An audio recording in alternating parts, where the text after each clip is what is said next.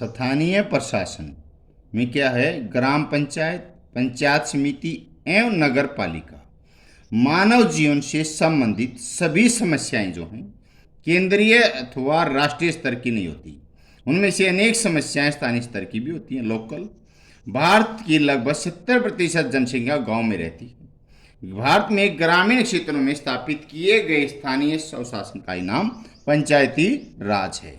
पंचायती राज ग्रामीण लोगों को वास्तव में लोकतांत्रिक ढांचे में लाने का प्रयास है।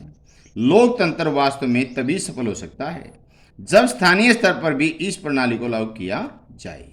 स्थानीय संस्थाओं के महत्व का वर्णन करते हुए प्रोफेसर लास्की ने कहा है कि हम लोकतंत्रीय सरकार का पूरा लाभ उस समय तक नहीं उठा सकते जब तक यह मानकर नहीं चलते कि सभी समस्याएं केंद्रीय समस्याएं नहीं होती और ये समस्याएं केंद्रीय नहीं होती। उनके समाधान का निर्णय उसी स्थान पर तथा वहीं के लोगों द्वारा होना चाहिए जो उन समस्याओं से पूरी तरह संबंधित और प्रभावित होते हैं।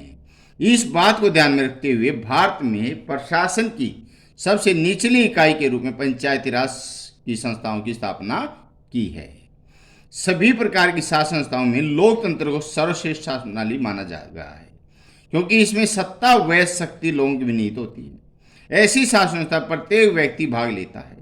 लोकतंत्र तब तक सफल नहीं हो सकता जब तक कि इसको विकेंद्रित फैलाव न दिया किया जाए या स्थानीय स्तर के लोगों को अपनी समस्याओं को स्वयं सुधारने का अधिकार नहीं दिया जाए। वास्तव में सच्चा लोकतंत्र स्थानीय स्तर पर ही निवास करता है क्योंकि केंद्रीय स्तर पर बैठे हुए नेताओं व अधिकारियों को स्थानीय स्तर की समस्याओं का ज्ञान नहीं होता। स्थानीय शासन को विकेंद्रित प्रजातंत्र के नाम से संबोधित किया जाता है जिसका अर्थ है स्थानीय स्तर के लोगों द्वारा चुने हुए प्रतिनिधियों की सरकार से है। यह लोकतंत्र का मुख्य आधार है। इस प्रकार की प्रणाली के लोग प्रत्यक्ष रूप से अपनी इच्छा से प्रशासन में भाग लेते हैं।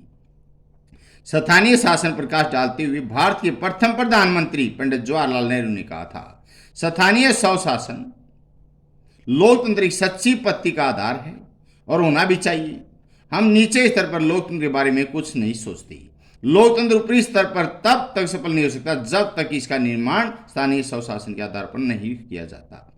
डी टाकविल कहता है कि स्वतंत्र राष्ट्रों की शक्ति का निर्माण स्थानीय संस्थाओं द्वारा होता है। किसी राष्ट्र में स्वतंत्र सरकार स्थापित की जा सकती है परंतु स्थानीय संस्थाओं के बिना राष्ट्र में सामुदायिक भावना नहीं आ सकती। अतः स्थानीय शासन की संस्थाएं राष्ट्रों में सामुदायिक भावना का विकास करने में सहयोग होती हैं। यही कारण है कि स्वतंत्रता संग्राम के आंदोलन में भारत के लोग ब्रिटिश सरकार से इन संस्थाओं के विकास की मांग करते थे। स्थानीय शासन की कोई एक परिभाषा है। एल गोल्डिंग कहता है, स्थानीय शासन एक स्थान से दूसरे स्थान लोगों को उनके मामलों को स्वयं ही प्रबंध है। स्थानीय शासन की दो विशेषताएं होती है। निश्चित स्थानीय क्षेत्र होता है। स्थानीय लोगों की सेवा और सुविधा के लिए कार्यरत होती है। स्थानीय शासन के महत्व के पक्ष में दो तरक राय हैं। स्थानीय शासन केंद्रीय, राज्य, जिला प्रशासन कार्यभार को हल्का करती है। स्थानीय शासन संस्था का राजनीतिक विकेंद्रीकरण होता है। स्थानीय शासन संस्थाएं कितने प्रकार की होती है? ग्रामीण स्थानीय स्वशासन संस्थाएं, शहरी स्थानीय स्वशासन संस्थाएं। नगर प्रशासन की दो प्रमुख समस्याएं हैं, आवास संबंधी समस्या, जल आपूर्ति एवं सफाई संबंधी समस्या। आपके राज्य में कितनी प्रकार की शहरी स्वास्थ्य संस्थाएं हैं? हमारे राज्य हरियाणा में 3 प्रकार की शहरी स्वास्थ्य संस्थाएं जो इस प्रकार हैं: नगर पंचायत, नगर पालिका, नगर परिषद या नगर निगम। नगरीय क्षेत्र में स्थानीय स्वशासन आधारभूत इकाई क्या है? नगरीय क्षेत्र में स्थानीय स्वशासन की आधारभूत इकाई नगर पालिका। पंचायती राज का अर्थ क्या है? भारत के ग्रामीण क्षेत्रों में स्थानीय स्वशासन की व्यवस्था पंचायती राज कहा जाता है। इसके अंतर्गत गांवों में रहने वाले लोगों को अपने गांव का प्रशासन तथा विकास स्वयं अपनी इच्छा अनुसार करने का अधिकार दिया जाता है। भारत में पंचायती राज व्यवस्था किस वर्ष लागू की गई थी? भारत में सर्वप्रथम पंचायती राज व्यवस्था राजस्थान में 1959 में लागू की गई थी, राजस्थान के नगौरा गांव में। भारत में वर्तमान पंचायती राज व्यवस्था का ढांचा कितने स्तरीय है? उनके नाम। भारत में वर्तमान पंचायती राज व्यवस्था का ढांचा त्रिस्तरीय है, 3 है। सबसे निचले अथवा गांव के स्तर पर ग्राम पंचायत, मध्य स्तर ब्लॉक स्तर पर पंचायत समिति उच्च स्तर पर जिला स्तर पर जो जिला परिषद की स्थापना की व्यवस्था की गई है। ग्राम सभा किसे कहते हैं? ग्राम सभा ग्राम पंचायत की व्यवस्थापिका सभा के समान है, जिसमें ग्राम पंचायत क्षेत्र में रहने वाले सभी वयस्क क्षत्रिय पुरुष शामिल होते हैं। जो 18 साल के हो जाते हैं वोट डालने का अधिकार वयस्क।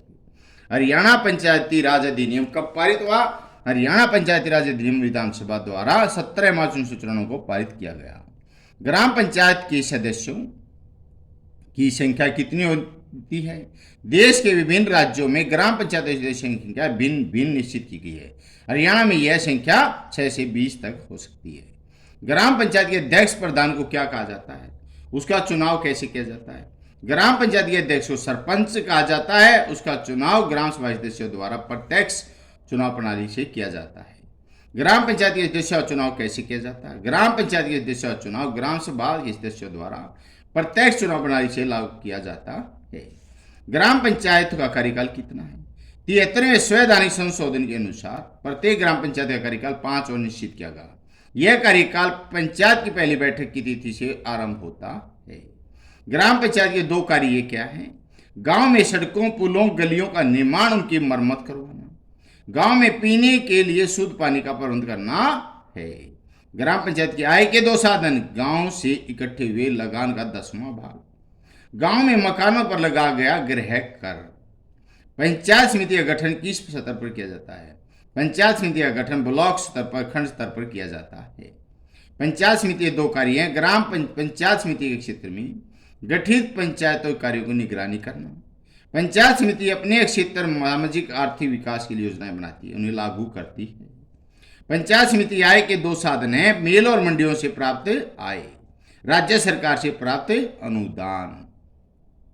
हरियाणा में पंचायती राज की स्थापना कितनी जनसंख्या वाले गांव अथवा गांव के समूह से की जाती है? हरियाणा में 500 अथवा उससे अधिक जनसंख्या वाले गांव अथवा गांव के समूह के लिए पंचायत की स्थापना की जाती है। पंचायती राज संस्थाओं के सदस्यों के निर्वाचन उत्तरदायित्व किस प्रकार है? पंचायती राज संस्थाओं के सदस्यों के चुनाव का उत्तरदायित्व राज्य निर्वाचन आयोग पर है। पंचायती राज संस्थाओं की सफलता के मार्ग में 2 बाधाएं: निरक्षरता और धन का अभाव होती है। पंचायती राज के महत्व की 3 विशेषताएं हैं: जनता का अपना शासन, स्थानीय विषयों पर बेहतर प्रबंध, प्रशासन में लोगों में शिक्षित होना। पंचायत समिति की योजनाओं को लागू करने के लिए सहायता करने वाले अधिकारी का नाम खंड विकास अधिकारी यानी BDO, block development officer. Bharat में पहली पंचायत कब और कहां गठित की गई थी? 2 अक्टूबर 1969 को नागौर गांव, राजस्थान में पहली पंचायत गठन किया गया था। सरपंच कौन मुतल्लिक करता है? उपायुक्त यानी DC सरपंच को मुतल्लिक करता है। पंचायत समिति योजना को लागू करने में सहायता करने वाले अधिकारी का नाम मंडल विकास अधिकारी। पंचायत का रिकॉर्ड रखने वाले सरपंच को प्रशासकीय सहायता देने वाले कर्मचारी का नाम पंचायत समिति। हरियाणा में इस समय कुल पंचायत हैं 6248। हरियाणा में इस समय कुल कितनी है जिला परिषद? 21। हरियाणा में इस समय कुल कितनी पंचायत समिति? 126। वर्ष 1999 में किस रूप में मनाया गया था? यह वर्ष ग्राम सभा द्वारा वर्ष के रूप में मनाया गया था। ग्राम सभाओं की बैठकें कितनी बार होनी चाहिए? वर्ष में 2 बार, प्रतिवर्ष 13 अप्रैल और 2 अक्टूबर को ग्राम सभा की बैठकें होनी आवश्यक है। नगर पालिका के सदस्यों को कहते हैं नगर पार्षद। नगर पालिका अध्यक्ष का चुनाव कैसे होता है? नगर पालिका अध्यक्ष का चुनाव नगर पार्षदों द्वारा अपने में से किसी सदस्य को चुनकर किया जाता है। अब यह सीधे इसके भी नगर पालिका के अध्यक्ष, नगर परिषद के अध्यक्ष, उसके भी सीधे चुनाव होते हैं। जनता वोट डालती है, ऐसे ही चुने जाते हैं, पार्षद चुने जाते हैं। नगर पालिका में से किन किन वर्गों के लोग के लिए स्थान आरक्षित किए जाते हैं? उनके आरक्षण की क्या व्यवस्था है? नगर पालिका चुनाव में निम्नलिखित वर्ग के सदस्यों को स्थान आरक्षित किए गए हैं। महिला सामान्य वर्ग की कुल स्थानों में 1/3 33%। अनुसूचित जाति, अनुसूचित जनजाति के लिए उनकी जनसंख्या कुल अनुपात का जो कुल सीटों व उनकी सीटों का बराबर का भाग होगा। महिला SC ST उनके आरक्षित स्थानों में से 1/3 33%। पिछड़ी जाति राज्य सरकार की अधिसूचना के अनुसार है। नगर पालिका अध्यक्ष की 2 शक्तियां: नगर सभा की बैठकों की अध्यक्षता करना, नगर पालिका के बजट को पारित करना। नगर पालिका के 2 महत्वपूर्ण कार्यों का उल्लेख है: स्वास्थ्य, सफाई। नगर पालिका की आय के 2 साधन है: राज्य सरकार से प्राप्त अनुदान, चुंगी कर। नगर पालिका 2 वित्तीय कठिनाई: दोषपूर्ण बजट प्रणाली, दोषपूर्ण लेखांकन प्रणाली। संविधान के कौन से संशोधन के अनुसार नगर पालिका स्थिति को संवैधानिक दर्जा दिया गया था? 74वें संशोधन के अनुसार इन संस्थाओं को संविधान में दर्जा दिया गया था। संविधान की 12वीं अनुसूची में नगर पालिका में अधिकार क्षेत्र में कितने विषय रखे गए? संविधान की 12वीं अनुसूची में 18 विषय शामिल किए जिनको नगर पालिका लागू कर सकती है। हरियाणा नगर पालिका अधिनियम कब पास हुआ? हरियाणा नगर पालिका अधिनियम 1994 में पास किया गया था। नगर पालिका के सदस्यों का चुनाव कैसे किया जाता है? नगर पालिका सदस्यों का चुनाव नगर में रहने वाले मतदाताओं द्वारा प्रत्यक्ष चुनाव प्रणाली के द्वारा ही किया जाता आधार पर होता है।